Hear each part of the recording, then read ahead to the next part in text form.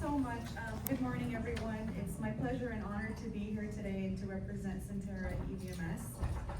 My name is Dr. Madi Hideo, and I'm the medical director for the Adult Sickle Cell Program in Norfolk, Virginia. I apologize if I'm a little nervous. It's my first time speaking in such a beautiful gathering. I wanted to share with you today about our program. Our program is the first of its kind in Hampton Roads. For decades, the approximately 2,500 adults living with sickle cell disease in our region, nearly half of Virginia's total adult population with the condition, relied on a very fractured network of providers or had to travel all the way out here to Richmond or North Carolina for their specialized care. In 2024, Centera Health partnered with what was then called Eastern Virginia Medical School, and now the Macon and Joan Brock Virginia Health Sciences at Old Dominion University, to address this historic gap in equitable care and investment. Together, we opened a clinic providing multidisciplinary care, comprehensive adult sickle cell care in one location, right in the heart of Norfolk.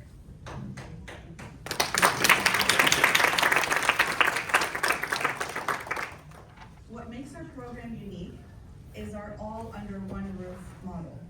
We have integrated internal medicine, physical medicine, psychiatry, hematology, pain management, and social work into a single care team.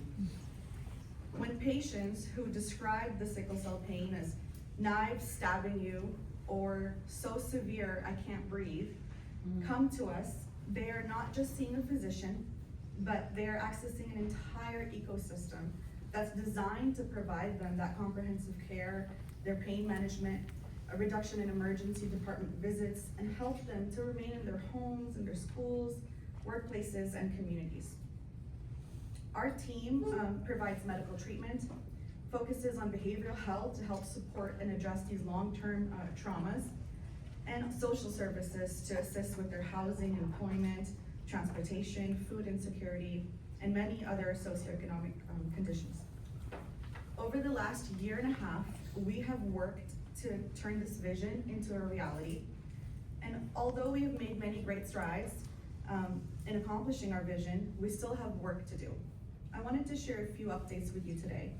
One of the most important partnerships that we have is with the Children's Hospital of the King's Daughters. This is the Children's Hospital that's located right across the street from us on campus. And so together, we're building a safe transitional pathway for their approximately 500 pediatric patients, ensuring that when young adults transition from pediatric to adult care, they don't fall through the cracks.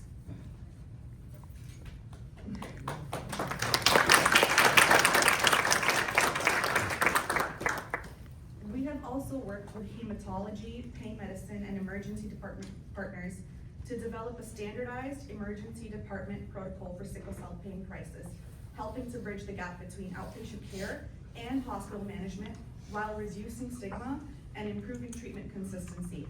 We expect to launch this new protocol within the coming weeks.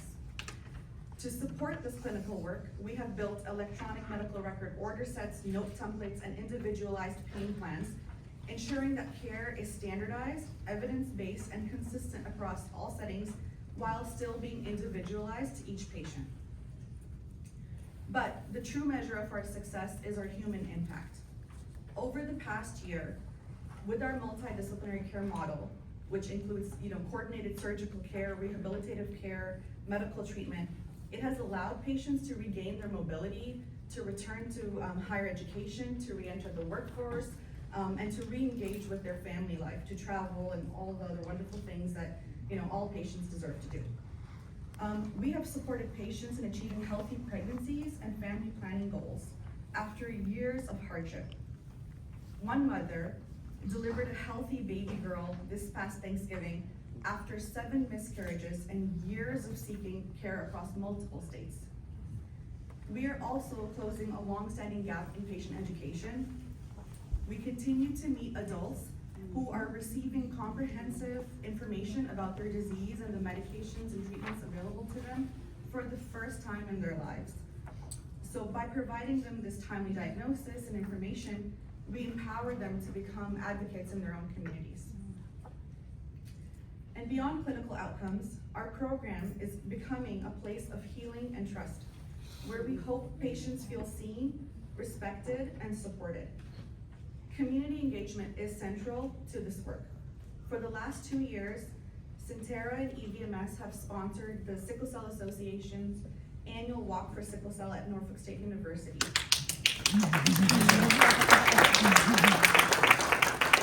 A place for our staff, patients, families, and community partners to come together in support of this mission.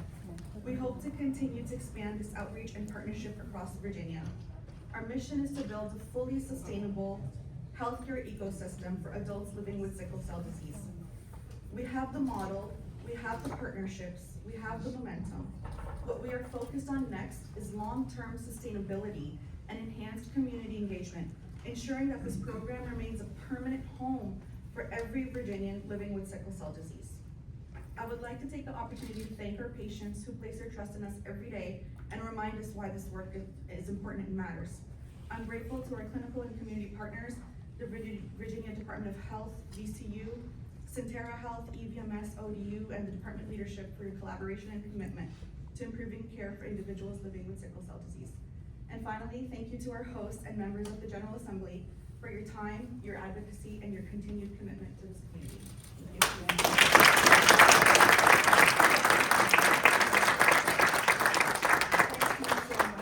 I want to take the time to just recognize a few folks, and please forgive me if I don't have, I'm just recognizing those by faces. I think Cynthia Downs, who was from Senator Warner's office, was here. We have James Minor from the Richmond branch NAACP, who's here. We have Miss Community Clark from 104.7 KISS Praise Station. Delegate McQuinn. Yes. We need to have her say the phrase that she has coined. Okay, all right. You want to say that? Stand up. You want me to say that? I please. All right.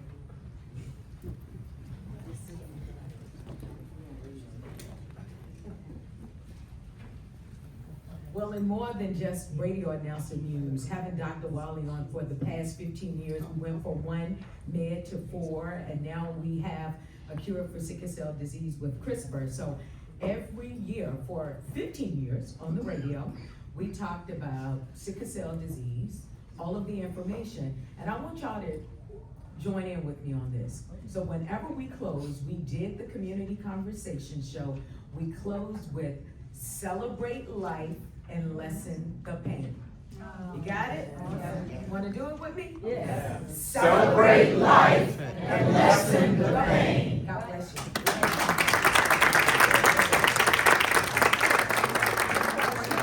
This community club, okay. I also want to recognize Tyee Davenport, who's Executive Director of the Virginia Legislative Black Caucus.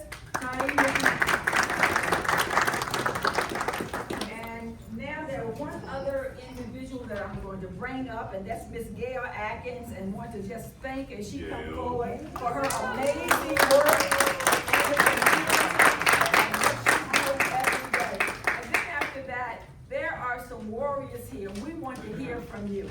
Okay. If you're not shy, we want to hear from you this morning. Those who desire to come and just share your testimony, we would certainly appreciate it, okay? At this time, Ms. Gail Atkins.